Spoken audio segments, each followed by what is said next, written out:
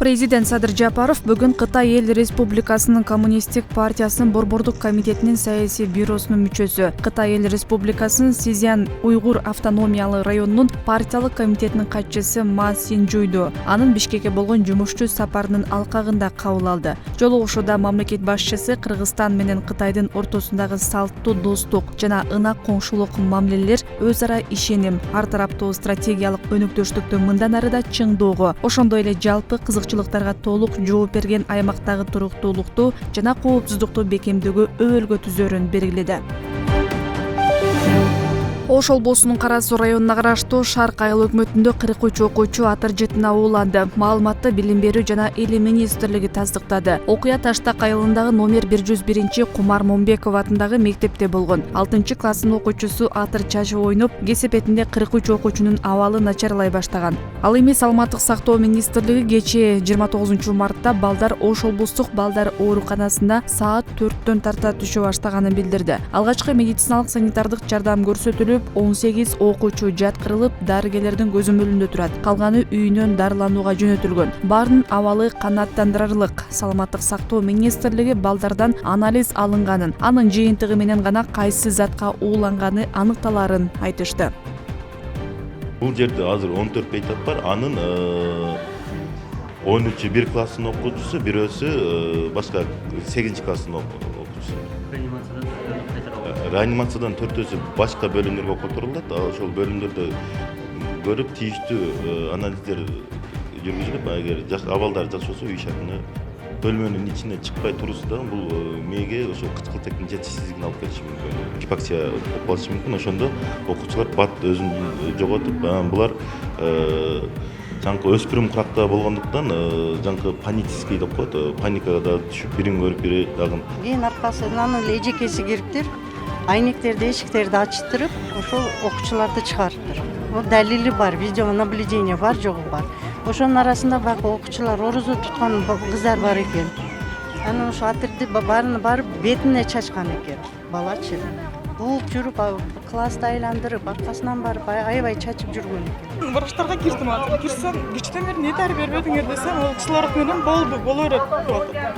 Азыр эми жооп бересиңер десем, жок, башка палата өткөндөн кийин анан дарыланат кишилер өткөндөн кийин деп атат. Түндөтөн бери неге жапты, өзү жалгыз неге жапты анда?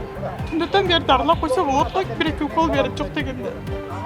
Карашпайт ушу врачтар деле.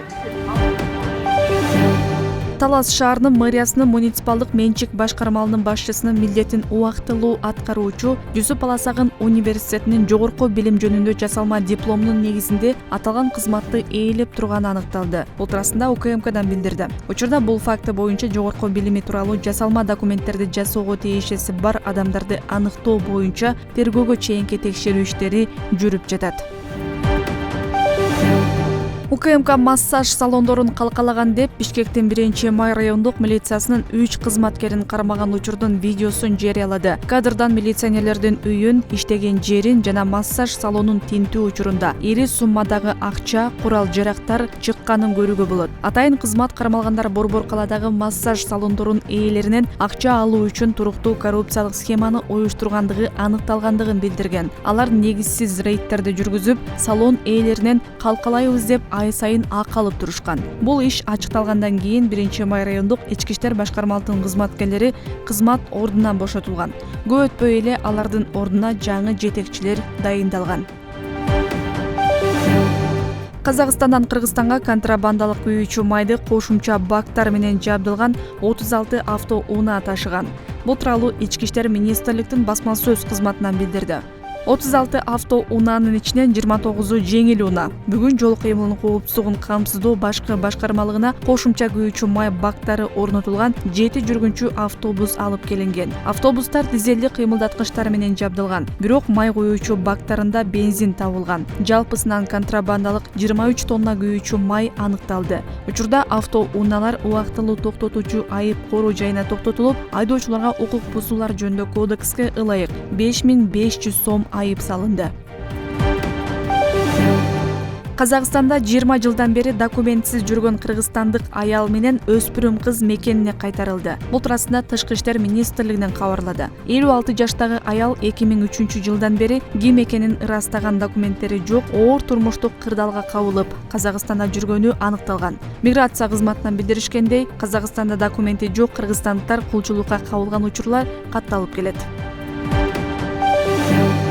Көп жылдар бою Бишкектин четинде жайгашкан Таштанды полигонунан чыккан түтүндөр абаны булгап келген. Бул көйгөйдү чечүү үчүн түтүндөрдү азайтуу жана өрттөрдү алдын алуу боюнча иштер жүрүүдө. Полигондун үстүңкү бөлүгүндөгү катмарын төмөнгө теңдеп түшүрүшөт. Андан соң түтөгөн таштандылардын үстүн топурак менен жабат. Бул мындан ары Таштанды полигонундагы түтүн чыкпай калышын токтотот.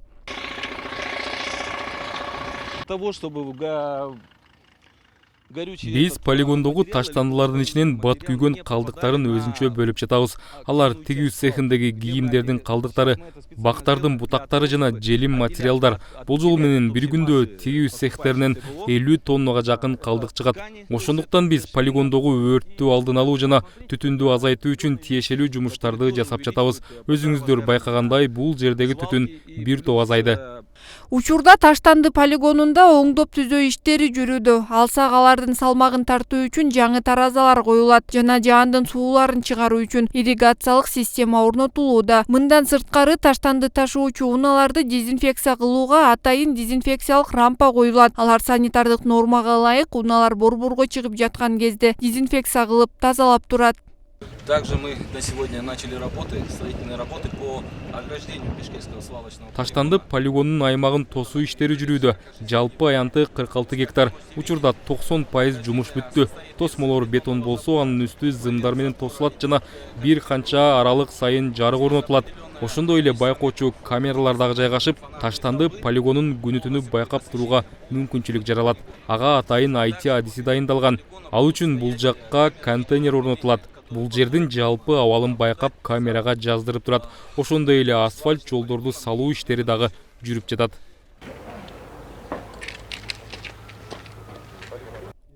Жаңы завод салынса, эми таштандылар кайра иштетиле баштайт. Бирок кайра иштетүүгө жарабаган таштандылар дагы бар. Алар үчүн атайын жерди казып жай даярдоо керек. Себеби мындан бөлөк алардан арылуу жолдору жок. Учурда таштанды калдыктарын көмүү үчүн атайын проект менен жай даярдалууда. Ал болжол менен 9 жылга чейин таштандыларды көмүү үчүн жетет. Сзади меня, как вы можете видеть, это новые... Менин артымда өзүңүздөр көргөндөй таштанды калдыктар үчүн салынган жаңы жай. Мунун алдына толугу менен геотекстиль салганбыз. Ал жер катмарына эч нерсе өткөрбөйт. Бул жай бүтсө, болжол менен 9 жылга чейин жетет. Анын аянты өйдөңкү бөлүгү 12 гектар болсо, ылдыйкы бөлүгү 9 гектар. Муну салуу үчүн эстониялык Эхтус компаниясы менен 10 миллион еврого келишим түзүлгөн. Бул жайга кайра иштетилбеген таштандылар келгендиктен анын үстүнө топурак төгүлүп турат. Себеби алардан зыяндуу газ бөлүнүп чыкпашы керек. Ошондой эле бул жайдын тегерегине таштандыларды төгүү үчүн атайын жолдор салынды. Белгилей кетсек, Бишкекте таштанды чогултуу, ташып чыгуу жана кайра иштетүү милдетин чехиялык Регрин компаниясы алат. Таштандыны кайра иштеткен заводду куруу боюнча инвестициялык долбоорду ишке ашырууга аракет жасалууда. Аталган долбоор 45 миллион долларга бааланган. Өзүн 15 жылдан кийин актай баштайт. Завод санитардык полигондун аймагына курулат. Айшолпон Мукашева, Жыргалбек Суранчулуу, 7-канал. Орозого карата Жалал-Абад шаарындагы муниципалдык базарда уй этинин килограммы 400 сомдон сатылып жатат. Аталган базардагы эт саткан соодагерлер арзандатуу орозо айы бүткөнгө чейин улантыларын билдиришти. Беле кетсек, аталган базарда азык-түлүктөрдү, керектелүүчү тиричилик буюмдарды да арзан баада сатуу уланып жатат. Атап айтканда, өсүмдүк майынын 5 литри 530 сом, кум шекер 75 сом, картошка 33 сом, сабиз 30 сом, пияз 45 сомдон сатылууда. Азыркы учурда биздин муниципалдык базарда арзандатуулар улантылууда. Орозо айынын урматына ишкерлердин демилгеси менен биргеликте уй этинин баасы 400 сомдон 1 килограммы сатылууда. Ошондой эле ун 50 килограмм биринчи сорттогу ун 1650 сомдон, өсүмдүк майы 5 литри 530 сомдон сатылууда.